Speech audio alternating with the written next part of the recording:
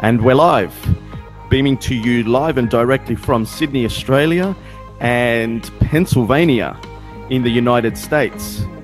Today we've got one of our absolute favorite guests, and I must say Trace Panilla's absolute favorite guest.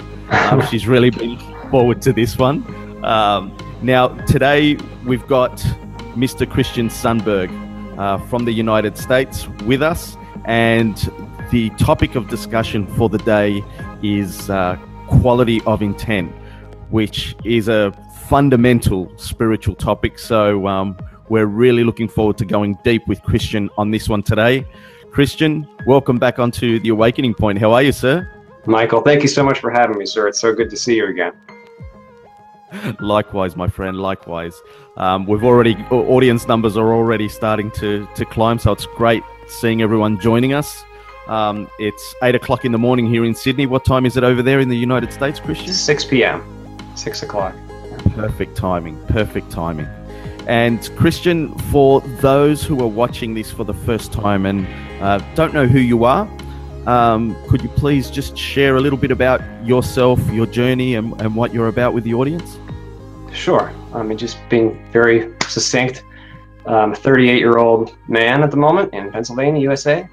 And professionally, I work as a nuclear pump contract administrator and project manager. But I know that's not what I am. And in fact, this body is not what I am either. About 8 years ago, I began a spiritual journey that has changed a lot for me. And you and I have a common denominator in Tom Campbell, the physicist and consciousness explorer. His work was very meaningful and impactful for me. He's really affected me in a positive way, and I've had a lot of personal experiences in the last 8 years or so that I'm just compelled to remind our many brothers and sisters out there of the light that exists within all things all the time, the love that is there for us every day. I feel it. I walk around the world and I feel like we're walking around in this virtual experience. It's not a fundamental experience. And I just kind of want to take my brothers and sisters gently by the shoulders and say, I love you and you're awesome and the universe loves you and everything is good, but it's hard to do that. So we find avenues to communicate these things, and this is one of those avenues. And you regularly speak publicly in front of audiences about topics like this, correct? Yes, that's correct. Yeah, I speak at a Unity Church and some other churches that invite me. Yes, and I know you enjoy your time here on air with us. And I think this is going to become an increasingly bigger part of your journey. I agree, sir. Absolutely. I'm very honored to have the opportunity. Trace Panilla's in the background nodding her head. Hi, Trace. Smile on her face. Christian saying hi. Okay, Christian. So today's topic, quality of intent. Now, for our audience that are watching this that are not familiar with MBT or what exactly we mean by quality of intent, let's start with intent itself. What exactly are we referring to when we say intent? Sure.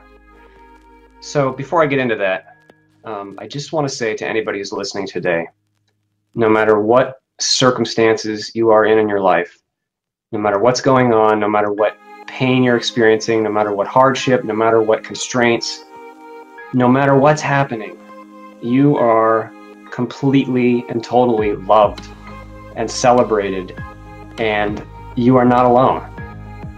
And I think that's the most important reminder we can ever say. So I think it's important to open with that. Okay, so that being said, intent.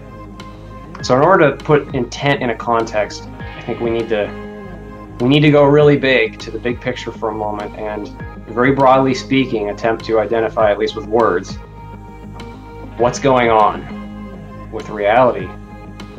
The fundamental thing that's happening is consciousness or awareness is having an experience.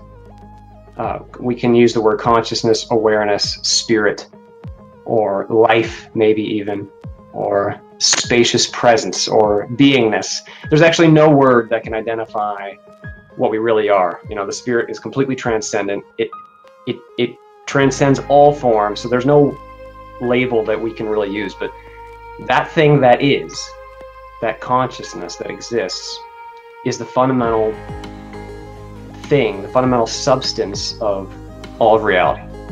And that transcends our whole system and goes all the way to the bottom. So beingness itself is what is, and then it does something. You know, it moves. Consciousness moves. It issues an intent to do something or create something or be something, and the word we use for that is just intent, but it means the movement of consciousness. So we could say the fundamental substance of all of reality is consciousness, and the fundamental action, the fundamental occurrence, is intent. So when we talk about quality of intent, the simplest way to articulate that, and Tom Campbell does an excellent job speaking on this at great length, and anybody who's interested should definitely look up his work. But the word that we use to reflect a high quality of intent is love. And the reason that we use the word love is because at the deepest level, what all of us really are is one. We are connected. We are all the one, all that is. There's no words for any of this. It's very difficult to articulate, but all things are connected and are of one. Everything is unified and shared and celebrated, and it's all one unity. And love then is intent that reflects that native unity.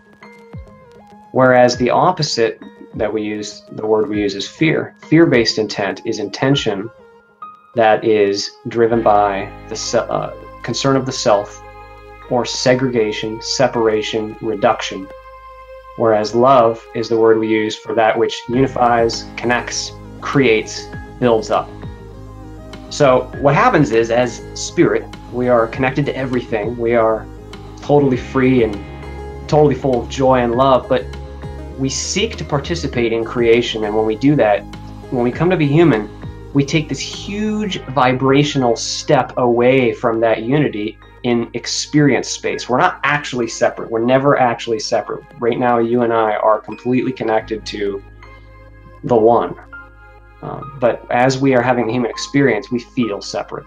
You know, we come and have this experience where all of a sudden, all I know is my own thoughts, my own history, my own memory, my own sensory data, my sight, my hearing. And then in that circumstance set, in that constraint set, then we make choices. And those choices that we make are either reflective of our true nature of unity and love, or they come from a place that is separating and concern of the self. And so that's why when we say quality of intent, we're speaking about loving intent, because what we're trying to do as spirit is come into this very challenging experience. I mean, this is an extremely rigorous, challenging experience that we're having here, and we're seeing, can we even hear? Can we even hear? Let that love flow through us into this experience, and then and reconnect to what we are and rediscover what we are. Can we do that?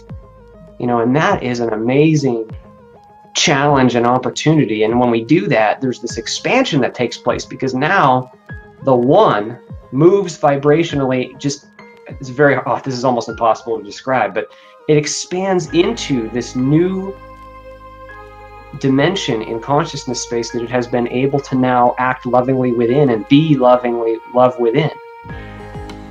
So I don't know if that answers your, I mean, it's kind of a long explanation, and again, this is very difficult to articulate, but it is the best I can do. It is. Now, for the audience, when you're saying that we're all one, that we're Yes. we're all part of the one thing, we're all individuated units of that one thing, correct? Yes. Yeah, in Campbell's terms, each individual spirit he calls an individuated unit of consciousness, an IUOC. That's his acronym for the soul. That's his acronym for what a soul is. And then the soul comes in and has these experiences, like metaphorically, like coming into a video game and having an experience. And then your character in the game, your human, is what he calls your free will awareness unit, FWAU. So these are kind of dry terms, but it's still you making the decisions, all the decisions of your entire life. It's the you that feels like you to you is that which is real, is the soul that is making the decisions. And even though you feel separate, and even though you feel that you have this precious, unique personal identity, you are simultaneously connected to everything. And there is no paradox there, by the way. I mean, people sometimes say, well, are we one or are we separate? Are we unique individuals, and do we lose that unique individuality if we're part of the, no. They're simultaneous, and the one is all, and you are part of the all, and yet you are this precious individual. And the whole system rejoices in that, and that's a really meaningful part of what's going on, is that individuality. And Christian, where does free will fit into this topic of intent and the quality of it as being individuated units of this oneness here in this video game, in this realm? Yeah. We're all quite clumsy in it. It takes a long time to learn. I mean, it's taken me 4 decades just to pretty much open a tiny little slither of one eye. 4 decades is not very long, actually. So where does our free will, how does that play into this reality when it comes to intent? Sure. Well, free will is fundamental. It's again, these words are very difficult to use, but it's synonymous with intent. Intent is the movement, and free will is just the way that intent makes choices within a context. So free will is the ability to choose from some number of things, and Campbell calls that your decision space. And your decision space changes depending on what constraints you have going on in your life, and many other factors. And actually, as you grow up spiritually, your decision space expands because you become aware of more, and you've conquered fear and all these things. So free will is synonymous with intent. So I think the word intent implies a more root action, and free will implies the application of intent within a context. So when we're talking about intent, we're talking about a driver, a motive behind decision. Is that? Yeah. This is our problem with words. It is like motive, but we might say it's the deepest motive. And that deepest motive, we'll just use the word intent, is at the being level. That means it's at the soul level. It's what you really are. And what happens is when you come into an experience like this physical experience, the constraints are so high sometimes that it can become incredibly difficult to make choices that are genuinely motivated by unity and love. So I guess that's the only thing I can really say about that. We don't have a good language yet to discuss these topics well. I think Tom Campbell does a great job of giving us some vocabulary to do that. Tom makes it sound so simple, doesn't he, when he's on camera? Yes.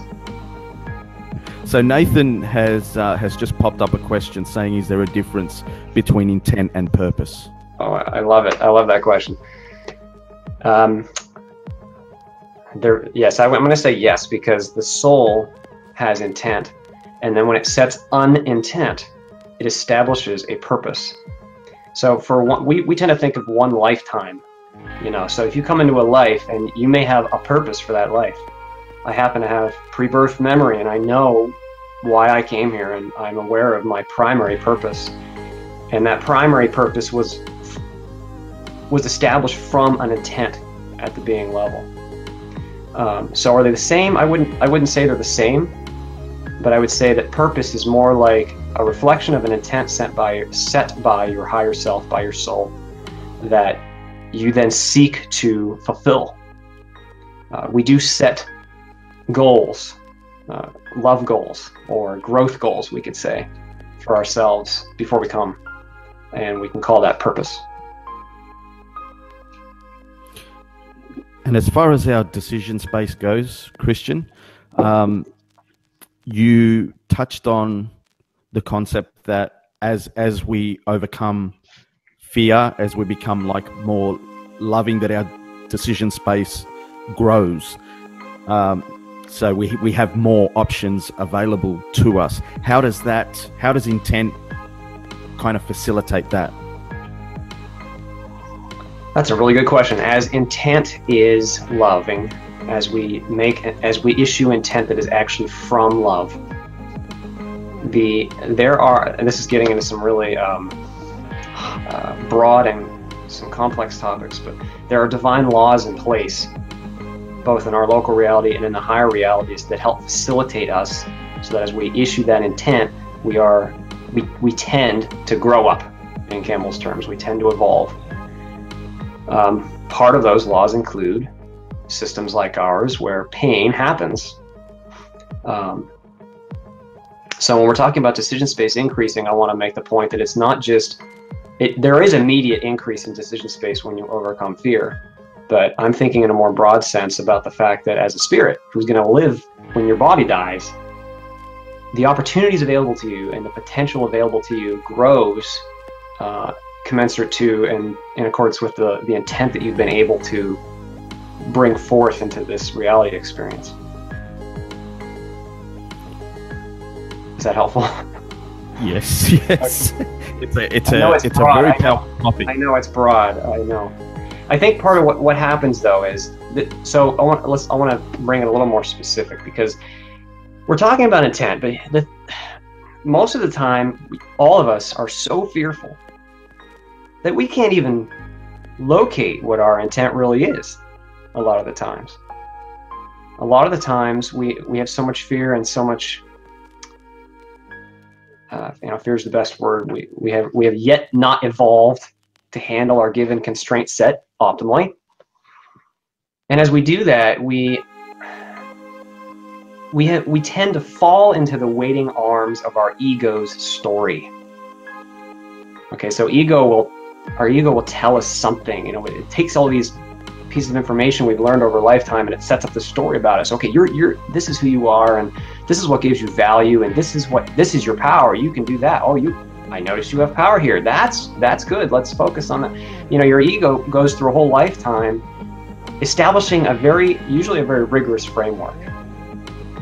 And by the time you're an adult, especially, or even a young person, that ego has the ego identity is quite firm.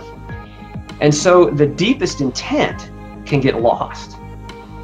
Because you can be thinking you're making decisions based out of love, and then years later you realize, oh my God, I've been doing this whole thing out of fear. And it's like Tom Campbell says he sometimes gets messages from young men, especially, who they write him and they say, I have no ego. And he says, well, go look, you'll find it. And then 6 months later, after meditating and going down this path, they come back and they say, oh my God, everything I've been doing is ego. My whole life has been motivated by ego. But all of us do that to one degree or another. I went through a traumatic experience in my 20s. I had PTSD from it. It took me 4 or 5 years of rigorous attention and counseling and therapy, and eventually I found the fear, the root fear but I had to go through like 38 levels of branches that I thought this was the main fear, and oh now look at this, I thought this was it, and no, but that's got to be, no, but it's amazing how complex we make ourselves, especially intellectual types. I mean, the people who are tending to listen to this kind of a broadcast tend to be intellectuals, and us left brain intellectual types, we love to come up with our frameworks and then rely on them. I have a couple really good friends who, they know who they are, who, they rely so heavily on the thought, on the thinking, on the ideas, and you say something and then they immediately jump to the intellect. All of that is not the deep intent. The deep intent transcends intellect. It transcends thought. Now, it operates through thought and through intellect and through choice. But it's a quality of being is what it is. It's not a form. It's more like the movement of spirit or consciousness itself. So the first thing we got to do is figure out what our intent actually is. You know, and that alone can be a whole lifetime or more of just being brave enough and humble enough to look inside yourself and realize, oh my man, I am a mess. I am a mess. And you know what? It's like the more you go down this rabbit hole, you realize more and more, I don't know anything. I'm a complete mess. I'm so driven by fear. I'm the same way. I mean, I have so much fear. But I feel like when you make the decision, when you've had enough pain, because the thing is, following egoic motivation, it ends up being painful in the long run. That's part of what this universe does for us.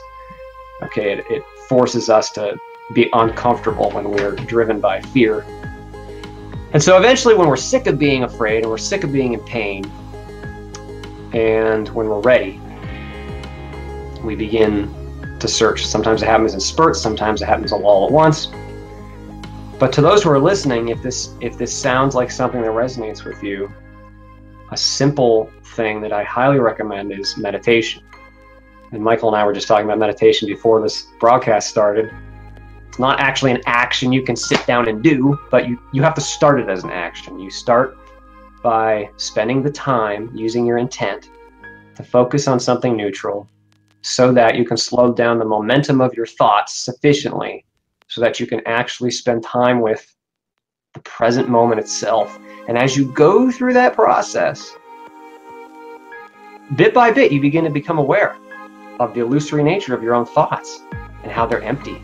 And these stories that your ego has been telling you, these beliefs that you've held on to for your whole life, that's empty.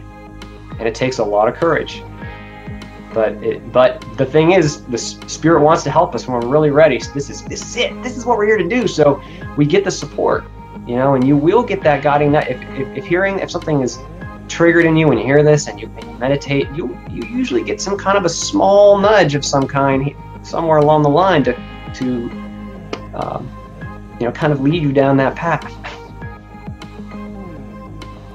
Now, you were just speaking about using your intent during meditation, and I find that it's easy to fall into the trap of interpreting that as using your thought in meditation. I mean, in and out of meditation, if we're talking about like waking life as well, using your intent is very different to absolutely using your thought. I was hoping maybe you could delve into that a little bit more for those. Absolutely. No, absolutely. So what happens is intent that we issued a long time ago can set things into motion that we experience into the future. For instance, thoughts. The thoughts tend to arrive to serve us. We have the intent, I gotta pay the water bill. And the thought, and then later a thought arises out of nowhere into our awareness, I gotta pay the water bill, I gotta do this thing.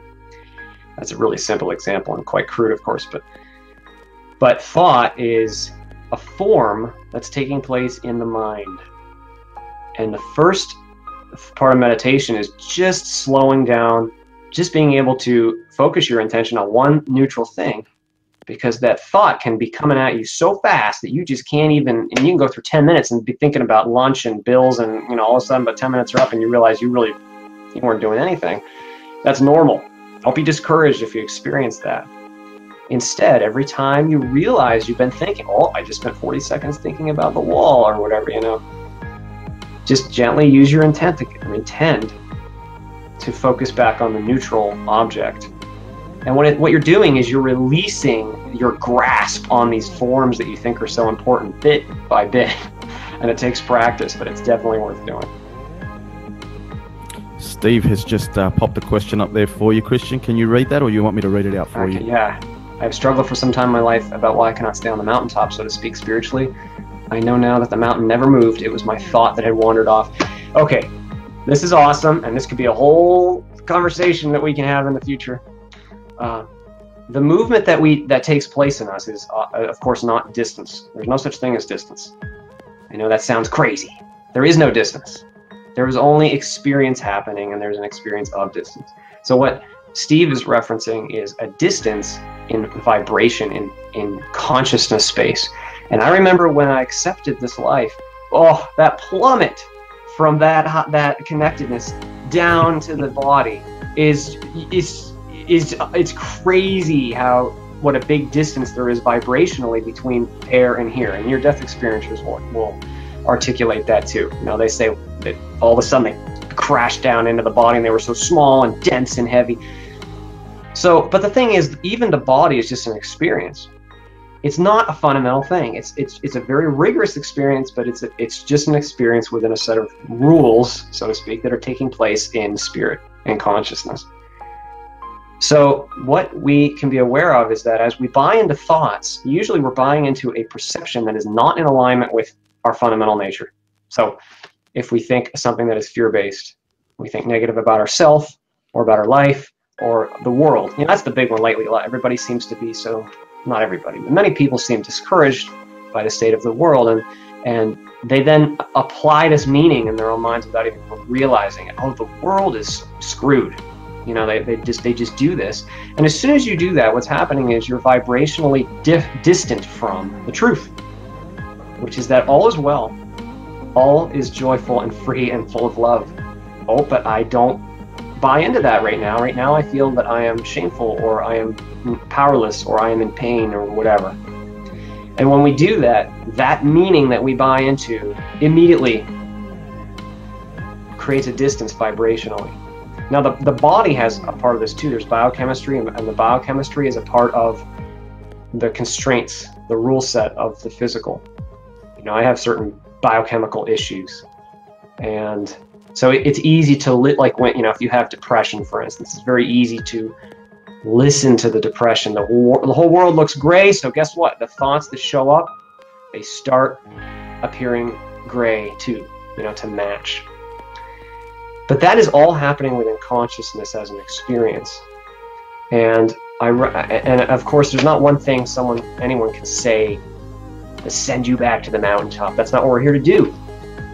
What we're here to do is to meet that vibration, this experience with presence, to be vulnerable and open and feel it. And you know what? If you feel like crap for 10 years, that's fine. That's okay.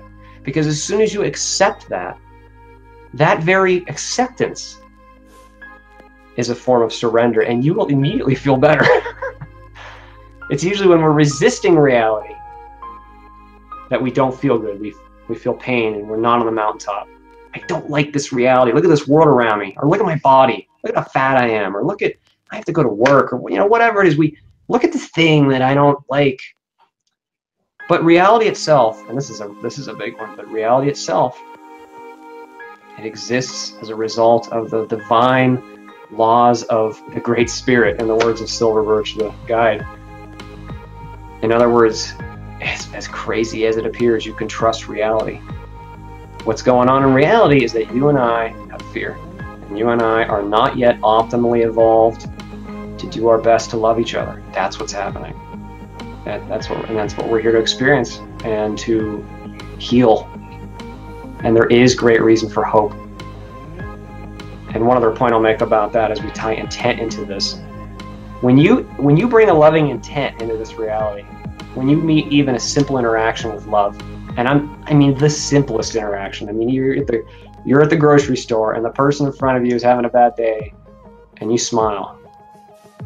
Or, you know, you buy some food for them or something. Or you go outside. Even as simple as this, you go outside and you look at the sky, and you feel it. You let go of all this stuff, and you feel it for a moment.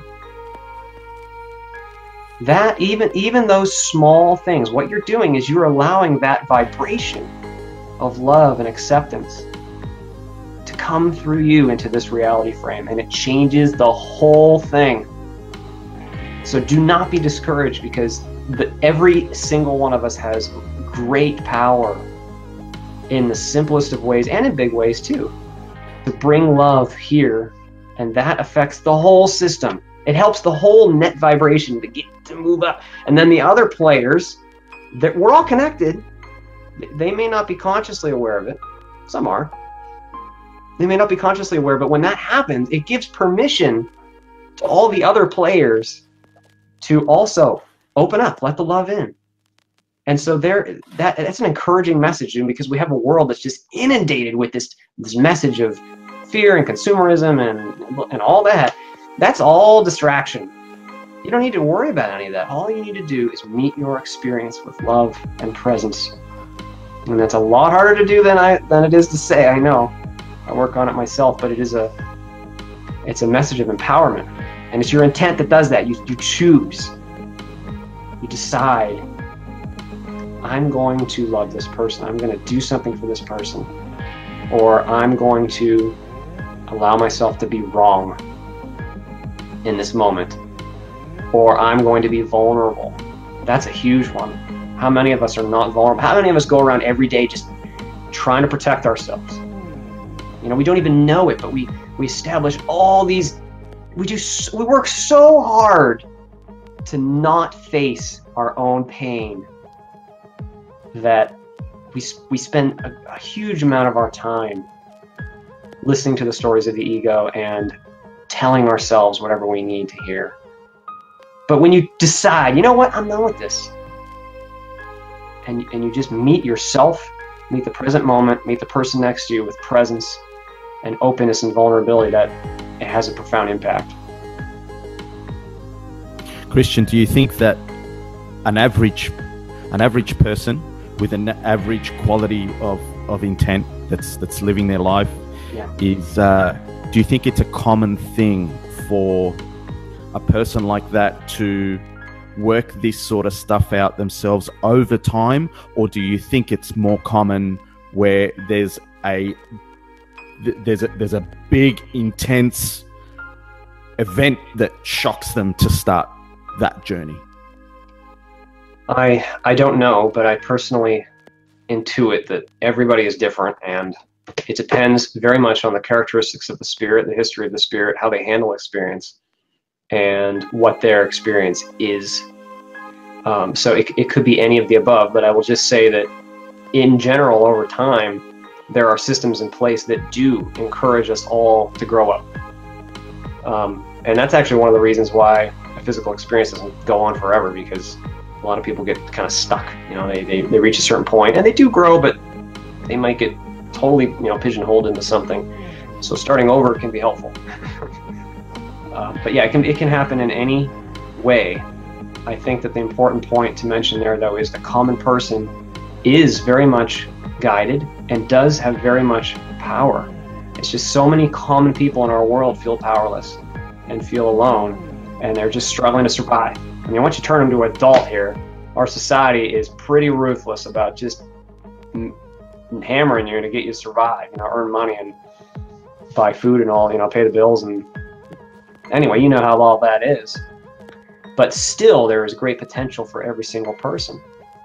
And I think one of those first steps is recognizing it's not hopeless, and you do have a lot of power, and your intent is powerful. Your intent, you can choose right now. Right, this is the moment right now. Whenever you're listening to this, the moment is now. The power is in the now. That's where your power is. The past is done. Future's not happened yet. You're here now. And your intent in any now, every now, is very powerful, even for the common person. And when you say that we're all guided, what exactly are you referring to there, Christian? So not all of us are physical all the time. I know this, we tend to think of the idea of guardian angels as this kind of religious thing, or, we talk about guides, and the New Age term is guides, but we do have guides. And that is, those are beings who are, well, they could be physical, but typically they're not physical. They're not having a physical experience like us. And they work with us and attend to us and are present with us. And it's just a little bit, it's very difficult to articulate again, but and there's not just guides, there's also the whole is with us also. So there's no such thing as being alone. There's no such thing as being disconnected. Even though, man, it can feel like that in this experience. We're never actually disconnected or alone. I think that's important. Yeah, and I think as well, like the whole me thing, the self-centered way of thinking really does create in itself a very separated experience where we really do feel quite alone. Where the more loving we become, I think the less alone we feel. We really do feel that connection in our everyday life. I completely agree. Yeah, I completely agree. I've got a question here that was just put up by Nathan. Nathan's saying, why do I well up at times in those small moments of presence and appreciation? Well, I've experienced that. Okay, so the physical experience is very demanding and it's very dense. And when we focus on for long periods of time, including years, days and months and years, we vibrationally drift. You know, our focus alone is taking us deep into the physical experience, and so our spirit naturally, there's like an oscillation that happens. A lot of things happen in waves, and as we have the physical experience, there are times when we just kind of naturally bob back up towards what we really are. And it can just come in as a glimmer of hope or appreciation or presence. And then all of a sudden, for just a moment, we feel peace and connected, maybe even just a little bit. And then it goes away, and then we're like, where did it go? I want it back, you know. It never actually left. That's the trick, of course. But that peace that you feel, that presence, that connectedness, that Holy Spirit, you know, that is what we really are. That's what all of us really are, and that happens because we do return to that. We have to return to that. That's what that's what we really are. This is just an experience. This is not a fundamentally real experience.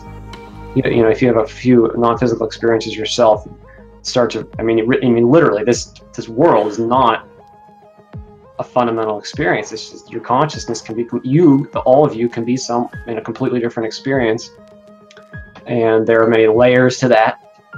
But no matter where you are connected to your higher self, your soul, and that pops up.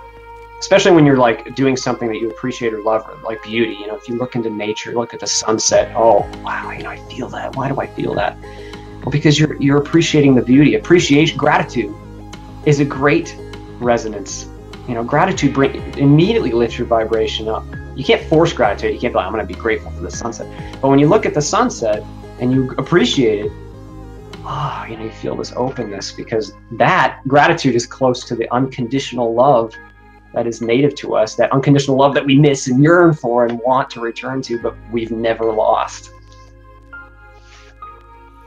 I'm really resonating with Nathan's question and your exploration of it. Where we live here on the Central Coast in Australia, we've got a lake where we've got photographers that travel from all around Australia to take photos of the sunset where the water is, because the colors that come out are just incredible. It must have something to do with the location and the angle of the sun or whatever. But many times when we pull out of our street, I make a left-hand turn and we come down a hill where we've got the whole water and the clouds, the sky, the sunset. And in all honesty, it really does go beyond them taking your breath away. There seems to be something very, very fundamental, like a yearning, like a remembering beyond this world of like something that is just so infinitely incredible. When you see something like that sunset, or at night when the moon's out and you see the clouds moving across the moon, and you're just like, wow, it really can almost bring you to tears. Yes, absolutely. Yeah, the reality, creation is very beautiful. Our physical world has beauty, and it is beautiful, but it doesn't compare to the depths of potential beauty. And when we see beauty here, it reminds us. Yeah. And okay, we've got Michelle writing a question. Do you think fear comes from an innate animalistic nature? Yeah, right. So it depends on how we're defining fear. If we're talking about spiritual fear, that is just a word that means the ways in which we have not yet evolved and are not yet optimally ready to handle a circumstance. But the animal body, the biological body, has a set of constraints with it. And it's an experience set, a constraint set. And that body includes, of course, all of the compulsion that we've evolved to experience, including biological compulsions, fear and sexual compulsions, and the drive to avoid danger, that. So yes, that's a part of the constraint set. And what happens is when a spirit this is being human is very strange. I know that most listeners here today only remember being human, but I'm here to tell you this is such a bizarre experience. It's so different than what we really are. And one of the things that the bodily experience enables is just that, the experience of having biology, having hunger. I gotta feed my body. If I don't eat, I'm not gonna feel good tomorrow, I gotta get sleep. And then if somebody makes a loud noise next to me, I'm gonna jump, and then I got chemicals, adrenaline, and all the rest. All that is a part of the human constraint set, but it's not native to the spirit. As soon as the body dies, those constraints vanish. They're gone. Near-death experiencers talk about that. All of a sudden they're out, the pain is gone. And they see their body and they don't even feel attached to it. That's not me, because I'm me. They know that was just like a suit. So it's a really big part of how we experience fear here. Yeah. I often think to myself when it comes to pondering things like when we're coming back into this realm, taking on human form again. It's like a bunch of spirits, a bunch of souls lining up to this gigantic roller coaster, and as it's getting closer, it's like, oh my God, are you sure you want to get on this? Yeah. Once you're in, you're in. That's it. You're strapped in. You're going up. Oh my God. Strapped in. And you know what's funny? There's a lot of spirits actually. This is in your metaphor. They say to the person next to them, now don't let me up when I get in this roller coaster. I want to commit. I want to experience this. And now we're all here going, or panicked. Oh, that's hilarious. There's a point about intent I want to mention too that is important. When we talk about quality of intent, we're not just talking about intent in one direction. I think a lot of people, like maybe in religious traditions especially, we tend to say you always should be this way and not this way. And that is a part of what we're here to learn. Like, so for instance, we're here to learn how to be peaceful, how to meet an aggressive situation with peace. But there are also times that we must rise up in strength and meet a situation with bravery. Both of those things could be a reflection of quality of intent. Sometimes as spirits we come to learn one quality, like we learn how to be or experience one strength or the other, and also what we learn is how to make a quality decision, a quality application of our powers. And that is another reason I love the term quality of intent, because it doesn't mean strength of intent. Strength of intent is something else. That's more like, the oomph you're giving behind your intent. Quality of intent is the refinement of intent.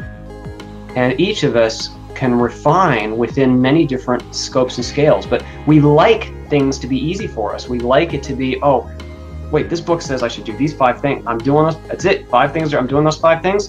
That's it. Now that is a good quality of intent too. If there's someone's, setting the intention to do the right thing, that's quality of intent. But it's also quality of intent to have the discernment to know when not to do that or when to abandon old beliefs. So I'm highlighting that because intent is a complex thing. Refinement implies quality, not just strength. And there are many different axes that you might, apply that. So it's not so much a linear thing. This is something that is affected. It evolves over time. What are the forces that come into play that move our quality of intent over the long haul? What are the things that can either lift it or drop it? And before I speak to that, I want to talk about these lines, these axes you're talking about. The axes exist because we're in an experience of duality. We experience up and down, left and right, hot and cold, peace and violence, or whatever. And we think those things are fundamental. We think distance, that's fundamental. I'm here, you're there. That's real, that's fundamental. We think the earth is a fundamental place, whatever. But all of that is form. We use the word form. And form is not fundamental. And in fact, the spirit, awareness itself, you are not form. You are not a human. You are not a male or a female. You are not going to die. You're just going to have this experience of this form. So the reason intent, the quality of intent, cannot just be in one direction or the other is because intent is fundamental to consciousness, which transcends all form. So intent works through the form and does, and I don't want to use the word learns, but it's the best thing I can think of, learns how to do so better and better through experience. So then to answer your question, how does that happen? Well, oh man, we're really running out of vocabulary here, but the experience pressure puts a pressure on the consciousness, the spirit, and the spirit then decides. That's it. Decides in every given moment. I'm deciding right now what to say. The people who are listening today are deciding to listen instead of going and doing whatever else they're doing. Tonight I'm going to decide to go to bed at some point. I mean, these things sound mundane. And many of them we just kind of do mindlessly, by the way, because we set the intention a long time ago. Now we're just repeating the patterns. But the intention happens, the intention meets the reality and the choices happen. And as that process unfolds, quality of intent tends to improve over long periods of time. There is such a thing as experiences that we can have that are not ultimately super helpful for us. You know, we can have experiences that, well, I guess we would just say increase fear. But in the long run, there is no failure. In the long run, the divine laws that are in place, they don't fail. God, to put it in religious terms, God is extremely wise and loving. God, the laws of God, the plan of God is well established and well thought out. There's not this thing like there's a big accident happening and we're all screwed. And it's nothing like that. It's the opposite. It's a very rich, meaningful system built on durations of experience and time that you and I can't even articulate. We can't even fathom. I'm talking way more than even this entire universe. You know, we think 40 years is a long time. 15 billion years or whatever the age of our universe is not even that big in comparison to the scope of what I'm talking about. I don't know if that answers your question. So you actually used the word God there, Christian. I did. And a few times we've been referring to the oneness, that we're all part of the one thing, but we're kind of individuated units of that one thing, perceiving the virtual reality through our point of view. So when you're using the word God, and we tie that in with this wholeness and that we're all separate units of the one. Yes. Can you go into that a little bit for the audience? Yeah, no, I actually really like the word God. I know that word is weighted for a lot of people. I had a really good experience with the word God, with how I was raised. I had a wonderful upbringing. To me, the reason I like the word God is because one part of this system we're talking about is very personal. Our relationship with the one is not a dry thing. It's not a bunch of acronyms. It's not just a physical system. It's not a system. I mean, it is a system, but it's not just a system. It is a deeply personal, the most personal, wonderful, beautiful connection and relationship that you can imagine. You know, God is your best friend, your parent, your everything, you know, and there are just no words we can use to even attempt to describe God beyond saying things like that. I mean, God is just so vast So your question was about God in the context of intent. Did I speak to your comment on God? Well, if we're all part of the one, if we're Yes. all, we're not separate from that, with that oneness, Yes. and we're all individuated units of that oneness, Yeah. then the question comes up, are we then little units of God? Yes, we are, absolutely. That's I know incredible. that seems like blasphemy to certain teachings. And I go to a Christian church, and I was raised Christian, but the theology of original sin is simply incorrect. It's just incorrect. We are originally part of the one. And I like the metaphor, the Rumi quote. We are not just a drop in the ocean, or you are not just a drop in the ocean. You are the mighty ocean in the drop. Yes. That means you are not just a piece of God. God flows through you. And the teacher, Silverbirch, he's a guy that I love the readings of Silverbirch. It was channeled back in the 1940s. He speaks very poetically and eloquently about how the potential of the one is that of the whole. And it seems paradoxical to us because we think in parts. We think physically. We think there's an ocean and it's got 27 trillion drops in it or whatever, and I'm one of them. And that's not a bad metaphor, but it's deeper than that. You are individuated, and yet we are also of the whole. And after we die, I don't want to speak categorically to what happens after we die, because it's very personal and different. But generally speaking, we have experiences where we know that we are both a wonderful individual and also the whole. We are connected to the whole. There is no separation. And you and I, and most people, we actually yearn for that unity. We yearn for that wholeness. We just don't know it. People do everything they can to fill that hole, to fill that gap, drugs or activities or thoughts, or whatever, because we want that again. And feeling separate like we are now is balls to the wall crazy, but we're doing it because of the potential that it has. I can't think of a more intense experience than being inserted into this meat machine and driving it around all day and it's so making these decisions. No, even very simple tasks for me. I'm a very sensitive person. It can make life very challenging. But even simple things, like I'll just be opening the refrigerator door, and I'm like, I got a hand, and and the hand is very dense, and I got to pull on this thing.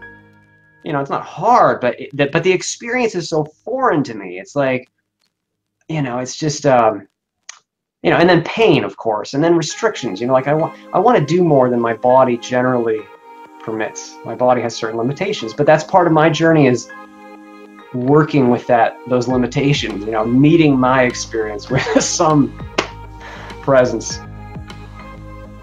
And this is why meditation is so key and fundamental, because it kind of keeps us close to the bigger picture and not cut off from it. Not that we're ever cut off from it, but sometimes we feel like we're cut off from it, and meditation kind of like makes us aware again of that connection.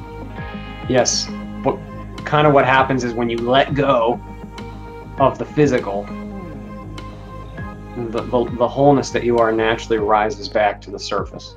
You can't go there as a physical action. That's not how it works, because it's not the physical character that's doing the action.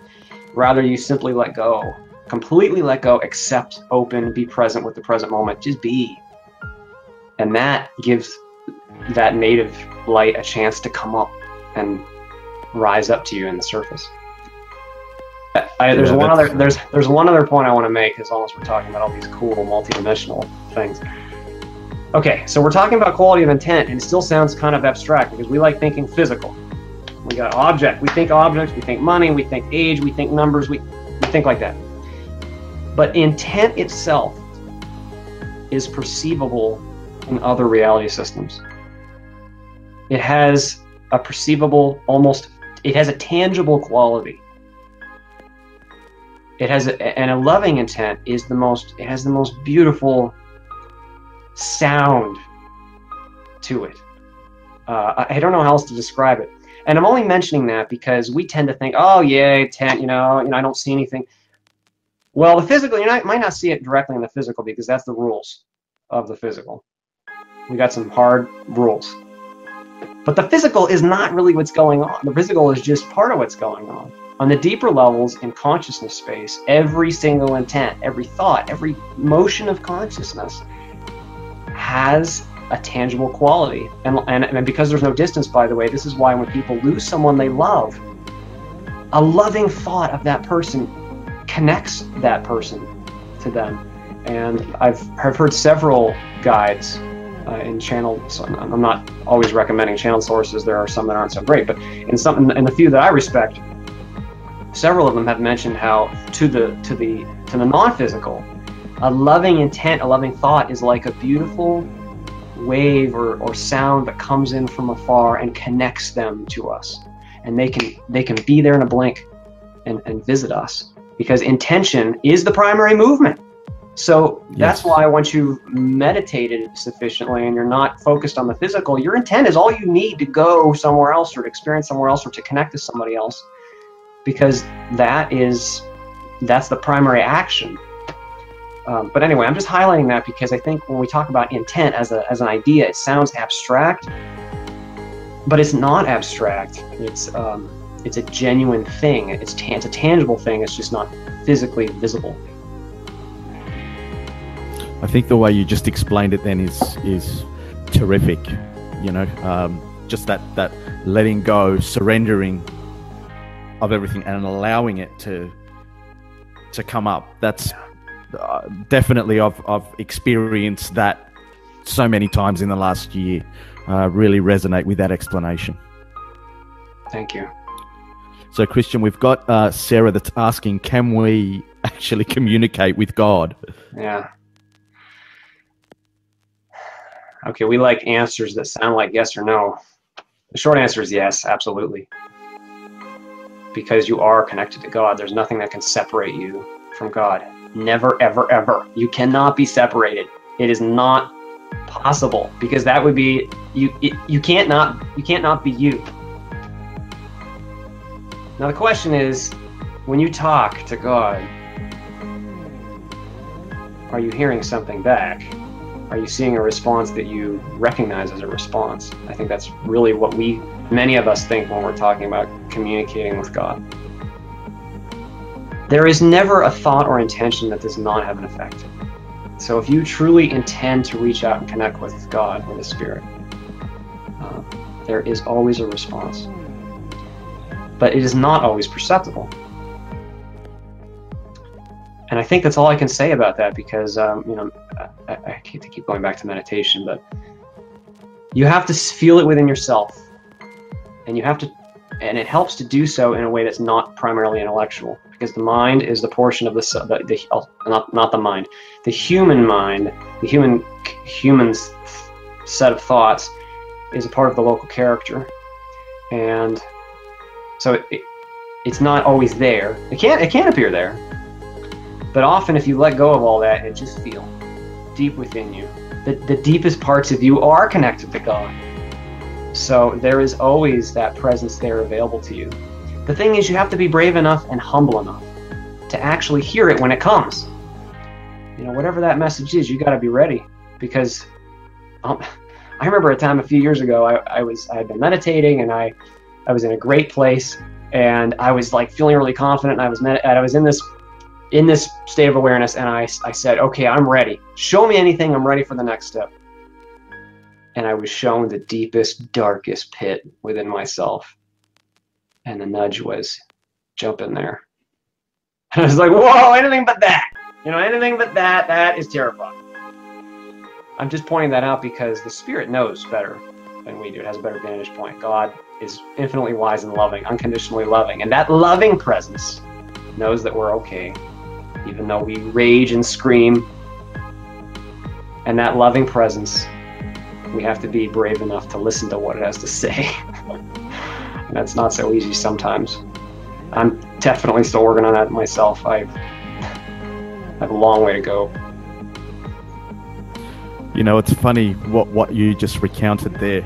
I remember last August, I looked in the mirror and said, okay, I'm ready, you know, take me to the next level, guide me. I'm seriously ready. You know, I'm just, I plateaued, I'm bored with this level now. Like, give it to me. And within a very short period of time, my whole life collapsed. Oh man. Yeah. Oh, wonderful, wonderful. It is wonderful. So Michael, before we are done today, I just want to say to you that you deserve recognition and thanks. And even though you don't need it, even though your ego doesn't need it, you deserve to be upheld, because this exchange that we're having right now is what this experience is all about. I mean, I don't pretend to know. I mean, I'm a fool, but fools can help fools. And we can remind each other what we really are. And it is, I am so deeply excited to be able to say to even one person, you are loved and you are free and you are awesome. And your work is allowing that to happen for many people, through many people. And that is awesome. And that's not something that can be measured in money or metrics, as we were talking about before. The Spirit works in the metric of love. Now, the small stuff is the big stuff. You know, the small moments of presence and love, that's the big stuff. And you are doing that, so thank you very much. I feel you, brother. And yeah, thanks a lot for that. That means a whole world coming from you. Christian, it's always such a pleasure exploring life with you.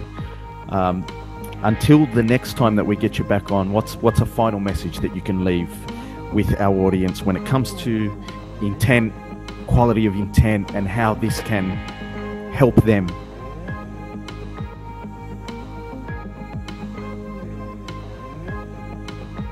I think the final message is the present moment is where the love is. It's where the love happens, and it's where your quality of intent or not happens. You can let go of the whole scope of it all and just meet the present moment. It can be any day of the week. It doesn't matter how crappy everything else has been, how messy your life has been in other ways. It doesn't matter how many times you failed. You just, as soon as the thought occurs to you, the present moment, in that present moment, any moment, that is where you can choose to meet that moment in love, and you can feel it deep down in yourself, listen deep down in yourself, be humble enough to feel the Spirit as it guides you, and to listen to yourself, and to just meet that moment with vulnerability and openness, and by putting someone else ahead of yourself. And that small act is success. It is powerful. And when this is all over and you look back, I think you will be wonderfully surprised at how not only awesome your life was, but how those small moments were so meaningful. So I think that's the last the last and probably most important point. Mate, you're an absolute angel in the form of a human being. Not. You're far too kind. You really talked me up in the introduction, and I'm uncomfortable with it, not just because, you know, it's a lot of praise, but because it's not true. Like, I'm a mess. And that's the thing about all of us spiritual people, that anybody who's on this road, the more you go down it, the more you realize we're a mess. We're babies. We're infants. So now I appreciate you saying those kind words, but believe me, I mean, it's, you know, ask my loving wife.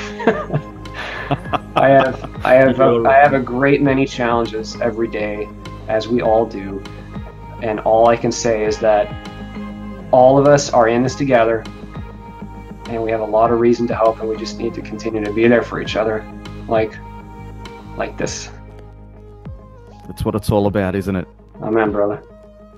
I'd like to just let everyone know that they can connect with you through your blog, awalkinthephysical.com, and I urge the whole audience to pop in there once a week, like I do, like Trace does, and so many others do.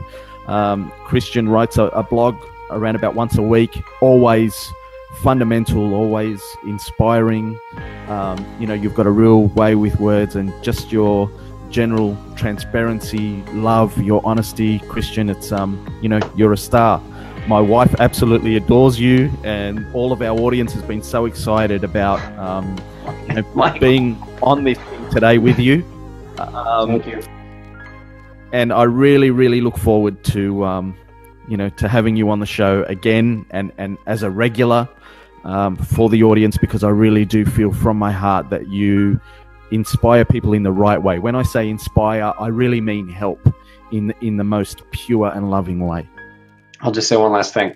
Before I came to Be Physical, I knew the profound, amazing power of any given small act of love and kindness that anything we could do to support each other through this.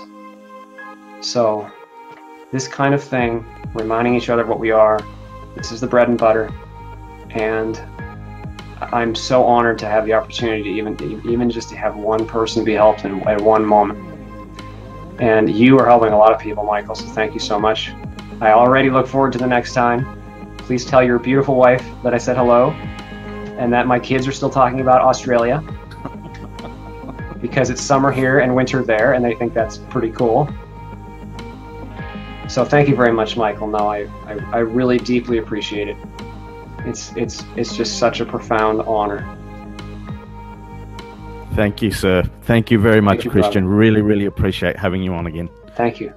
Have a fantastic Enjoy day. your evening. Thank you. No worries, my friend. Take care, sir. See you on the next one.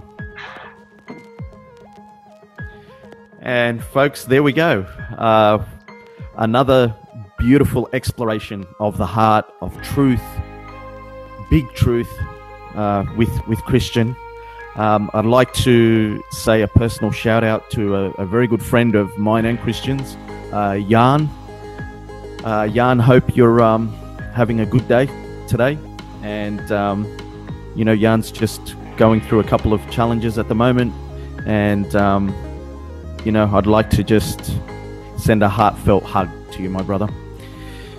Now, peeps, we will try to get Christian back on again as soon as we can. He's a busy man, and just the response from the audience is always so huge when Christian's on. So I'll get all of you guys to throw your weight behind this so we can get Christian back on again. And until next time, folks, keep your head up, keep your heart strong, and we'll see you on the next one. Bye for now.